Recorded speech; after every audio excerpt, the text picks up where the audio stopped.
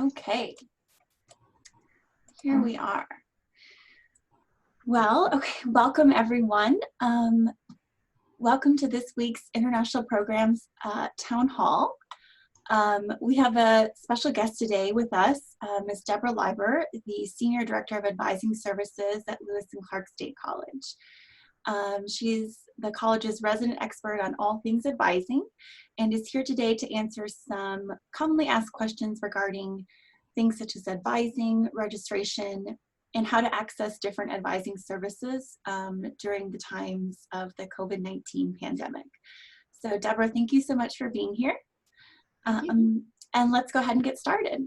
So our first question is, when can I start registering for my fall courses? So registration for both summer and fall terms is happening right now.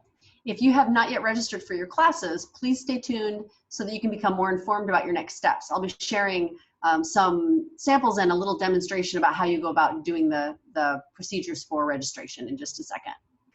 Great, thank you. So where and how can I register for my fall courses? You plan, schedule, and register for your fall courses in your Warrior Web student menu using the student planning and registration link. This link is found on the upper right-hand corner of your student menu under the heading registration/student planning.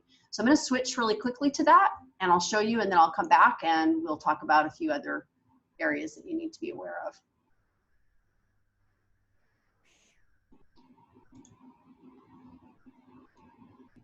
So this is where you'll go to log in, as I think you know. You've done this before.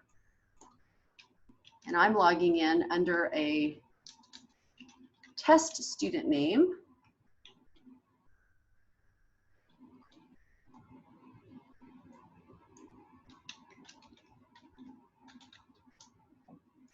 So once you log in, you'll go to your student menu, and then this is where you register under student planning and registration. We'll come back to that in just a second. Wonderful, thank you. So what do I need to do before I'm able to register for fall courses? Each semester, before you're allowed to register, you'll need to plan your courses in student planning, then make an appointment with your advisor. Your advisor will make suggestions and help you with any questions you might have regarding your planned courses and your path toward graduation. Your advisor then releases you to register by pushing an advisement complete button in your record. This is required each semester.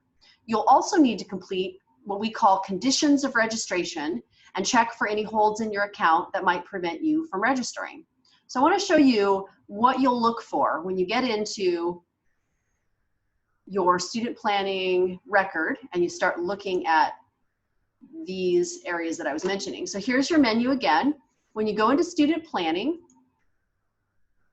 this is your dashboard. So on the left is My Progress, which shows you your major, the courses that are required for graduation, the progress that you have made. And so we'll go into that very briefly just so that I can show you what it looks like. So this student is a mathematics major. They have completed or are currently taking 24 credits. And you can see how those courses are planned. This one, for instance, is in progress. It's being taken right now, etc. So if you go down this page, this is the way that we suggest that students do planning. But I'm going to take you back to the menu, and we're going to go to plan and schedule. First, though, your student planning link at the top is your drop-down menu that can provide you with everything that you need to navigate this section of the web page. And this is where you'll do the conditions of registration. So you'll click on student planning, then you'll go to conditions of registration, and you'll answer all of these questions. But the first thing that you might notice when you get into your record is here that there might be some notifications for you. So for instance, this particular student has actually not done their conditions of registration. And when you go into plan and schedule, you're going to see that. So do you see all these red boxes here? This means that this student not only has some documents required, but also needs to see their advisor for advisement complete, and also needs to do all of the conditions of registration. So you see where it says conditions of registration all the way down the line. And this is where you do those. So you'll go to conditions. There are multiple pages. I would not recommend you go through these quickly, but as you go through them, You hit the I agree button, you submit. I would suggest you read all of these, of course, and submit. You can always go back, by the way, and read every one of these pages in great detail. Some will pertain more to you than others. And then you'll say text in. It's not letting me submit this for some reason. I'm going to hit enter. I'm actually going to go back. Oh, I didn't click LC Mail. That's why. Hit submit.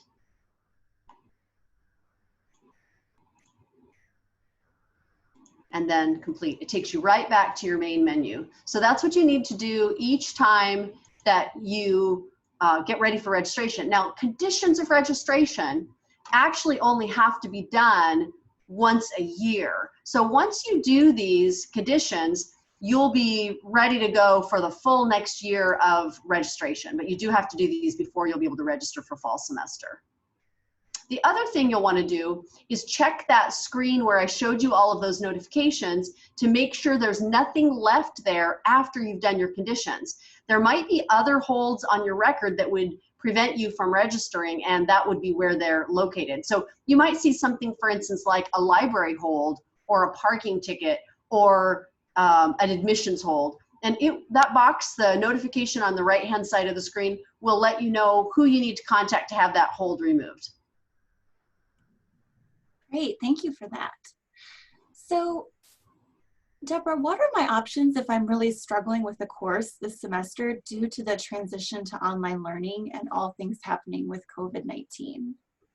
Yeah, and that's a great question. It's a very relevant question, of course. It's something that we've never navigated before, and we are finding that there are a number of students that are adjusting very well to the new remote learning environment, but there are some that are struggling a little bit. So our first suggestion, my first suggestion to my advisees is always this: communicate with your instructor. This is a difficult time for everyone at LCSE, and it may seem like you're the only person having a hard time dealing with this new method of instruction, but really most of your instructors are also struggling with teaching in a remote setting.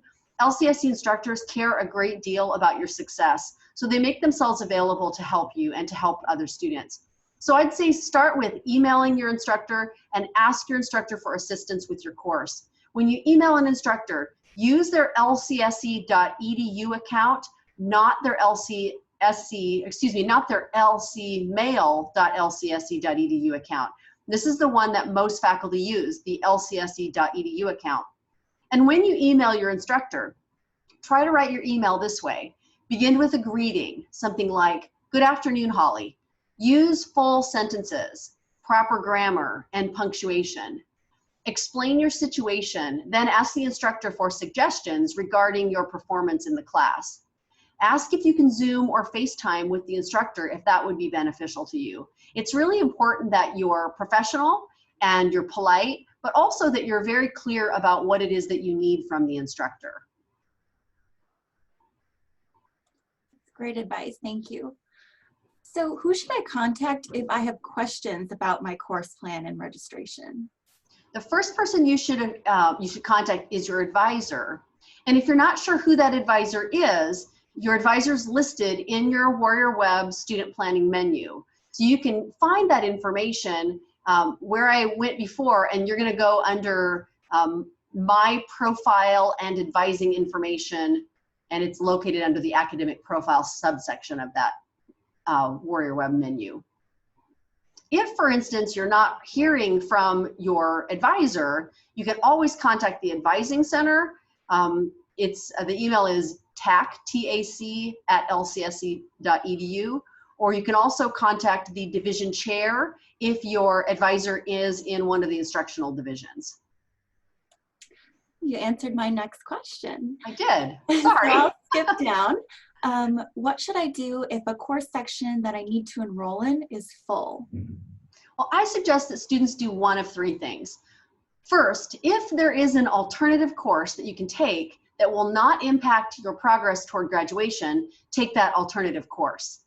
Obtaining a fixed schedule is always better than waiting on a waitlisted class or watching to see if somebody drops. So the way that you determine that is by speaking with your advisor, but also by looking at my progress. So in some of our majors, such as mathematics or some of the sciences, nursing, even elementary